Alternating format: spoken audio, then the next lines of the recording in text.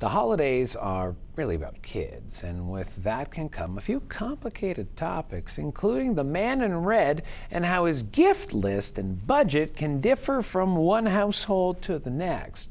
So for topics such as this, we call on our parenting pundit, Julie Cole, and I asked Julie about how parents can explain why sometimes not everything on a kid's Christmas list is fulfilled. Not all wishes get honored by the big man in red. And Santa isn't always consistent. And that's because, as we know, families have different values, but also have different budgets and those sorts of things. So a child might ask the complicated question of, why did Jimmy get an Xbox? I had it on my list and I didn't get the Xbox. Well, it's important for parents to let their kids know that Santa doesn't give unapproved gifts. So for me, I would say to my child, no, you didn't get an Xbox because I know you had it on your list, but I didn't approve it.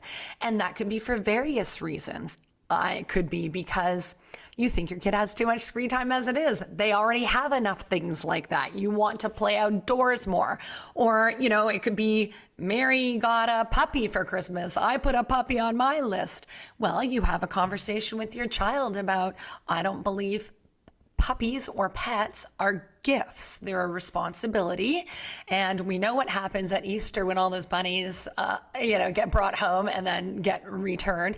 So again, it is all about approval. And I think communicating with your kids about that, about how you haven't approved some of those, is going to help with the consistency issues. Now, another stress, though, that may be elevated, in these particular tougher financial times for some families is that the level of Santa gift giving may be different for a classmate than, your own child. And how do you explain that Santa may have different budgets for different households? Yeah, that's right. And again, I think it's an important conversation. And for me, in our family, I would say, I prefer boundaries around gifts. And of course, this gets passed on to Santa as well. So for me, as a family, I think it's important that, you should get something that you want, but then maybe something you need and something you read. So we have narrowed it down to every child gets 3 gifts. So if, Bobby down the road or at school has 20 gifts, that's fine, because that's what his family has decided. But for our family, we don't want to have too many things. We don't want to focus too much on material things. And I try to do some role modeling around that. And I try to integrate my values into maybe my Christmas list so that they see that. So Jay, it could be, for example, I, as a woman entrepreneur, like to support other locally made things by women entrepreneurs. So I'll put some of those things, or I might want to support an Indigenous brand, or I might say, you know what, I'm really worried about landfill this year, so I only want something that you guys can find me at a thrift store. I would love a new crew neck, or I would love I need some things for the kitchen, but I don't want things ending up in landfill. So you can also teach your values through your own Christmas list, because as we know, this parenting gig, it's all about the role modeling. So setting boundaries is allowed, it's fine, and it explains why families get different things.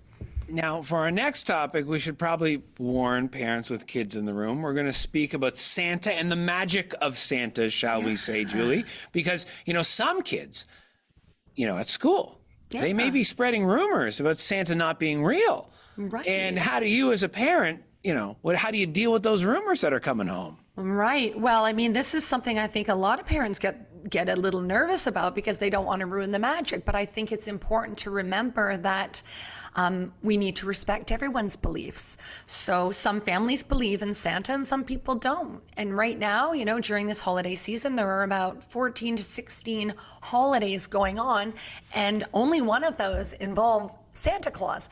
So if a child at school is like, well, we don't really believe in Santa, that's okay. And that's what your kid says. That's okay. Everybody can believe what they want. We have different religions, and I think the point is, throughout the year, you're always teaching respect, and you're teaching that it's not your job to police other people's beliefs. People can believe in Santa or they can't believe in Santa. If you choose to, or your family believes in Santa, that's excellent, and you can really enjoy that. But it's also important for parents to realize that Christmas isn't going to be ruined if their children don't believe in Santa, because kids don't believe in a lot of things that they love. Like, think about unicorns, think about Pokemon, think about mermaids. You know, there are lots of things that kids really can enjoy and get into the spirit without believing all of the things. So panic not, parents.